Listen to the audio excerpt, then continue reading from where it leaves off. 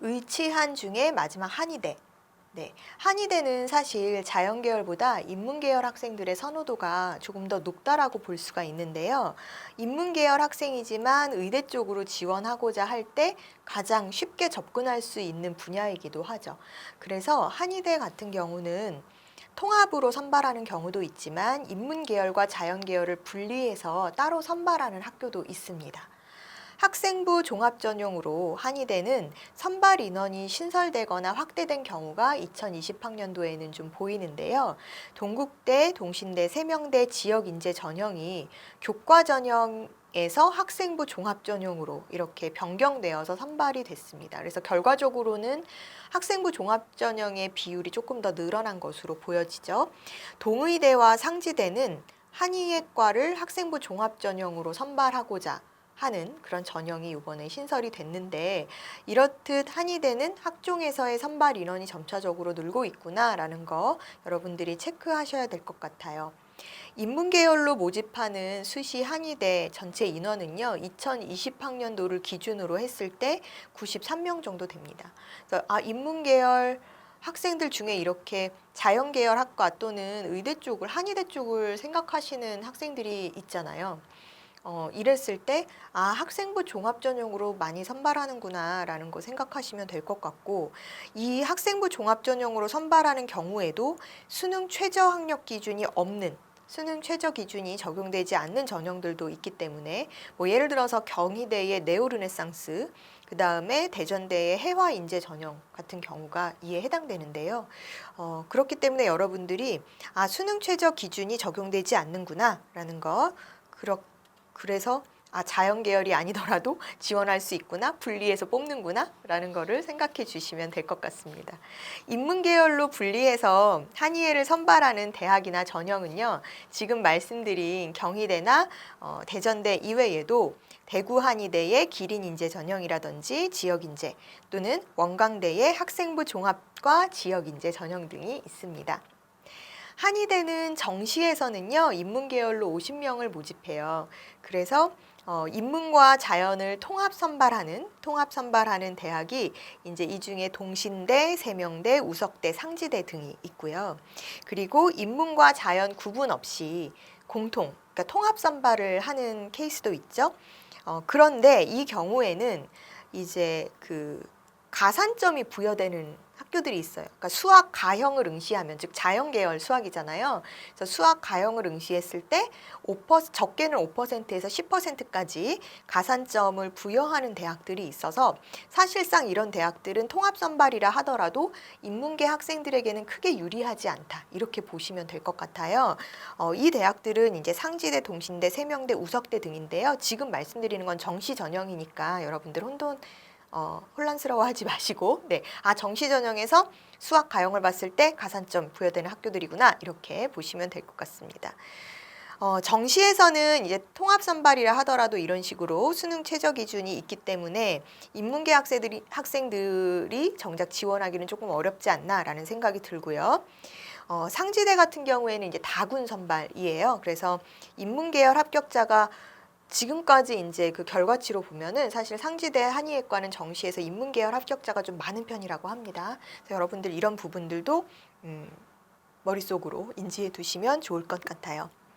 한의대의 학생부 종합전형은요, 지원 자격이 많이 완화되고 있는데요. 예를 들어서 졸업연도 제한을 두지 않거나 학력 제한을 두지 않는, 그러니까 검정고시도 지원이 가능한 이런 부분들, 또 연도 제한, N수생이나 재수생들도 지원이 가능한 부분들이 있다, 이렇게 보시면 될 것 같습니다.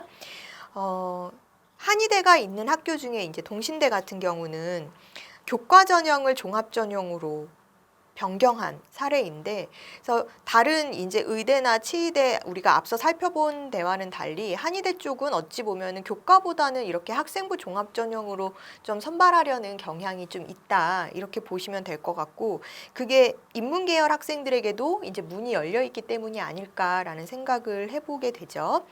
원광대 같은 경우는 한의대가 일정 배수를 이제 선발을 하는데, 그 배수가 작년에 비해서는 늘려진 상황이고, 또 세명대의 경우 같은 경우에도 학종 대신에 지역인재 전형으로의 선발 종합 전형, 지역인재 종합 전형으로 이제 변경돼서 선발이 되는 등 약간의 변화들이 좀 있어요. 그래서 여러분들이 기본적으로 학종을 준비하면 되겠구나 하겠지만 내가 지원하는 학교들이 어떤 전형으로 변화되고 있는 추세인지를 체크를 하시고 준비를 하시는 것이 좋겠습니다.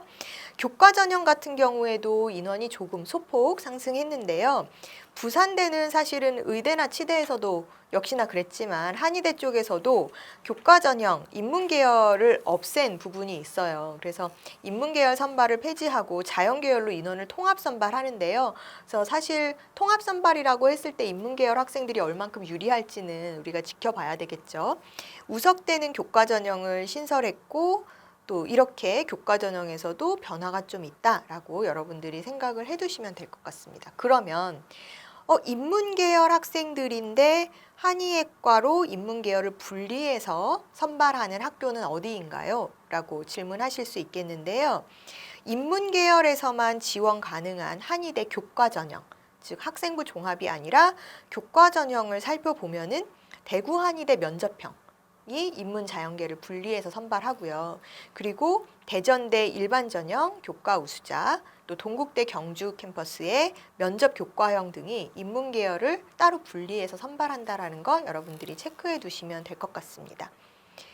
대구 한의대 같은 경우는 2020학년도 기준으로요. 수능 최저도 한 등급씩 완화된 상태라고 하니까 올해는 학생들 인원수가 전반적으로 줄고 또 이런 수능 최저 기준이 완화되어 있는 경우들도 있어서 사실 수시 전형에서 어느 정도 합격 수능 최저를 못 맞춰서 탈락하거나 하는 부분들은 좀 작년보다 비율이 줄어들지 않을까 하는 생각을 해봅니다. 논술 전형으로 지원할 수 있는 한의대가 있나요? 네, 있어요.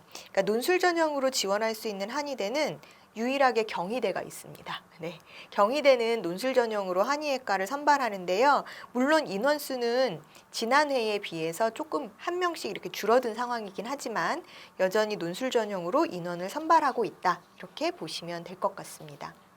그러면 정시 전형에서는 한의대가 어떻게 진행되나요? 라고 궁금해 하실 텐데요.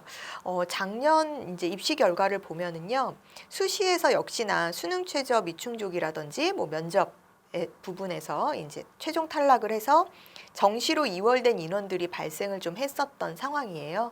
그래서 대구 한의대와 원광대에 이제 정시로 이월된 인원이 가장 많았던 것으로 보이고요. 이 두 전형 모두 수능 최저 학력 기준이 있었던 전형이었기 때문에 수능 최저 기준을 맞추지 못해서 탈락한 경우들이 좀 있었구나라고 우리가 추측을 해볼 수가 있습니다. 그래서 여러분들이 한의대 전형을 준비할 때 역시나 수능 최저 기준을 맞추는 게 일단 우선 해야 되겠구나라는 거 생각을 해두셔야 될 것 같고요.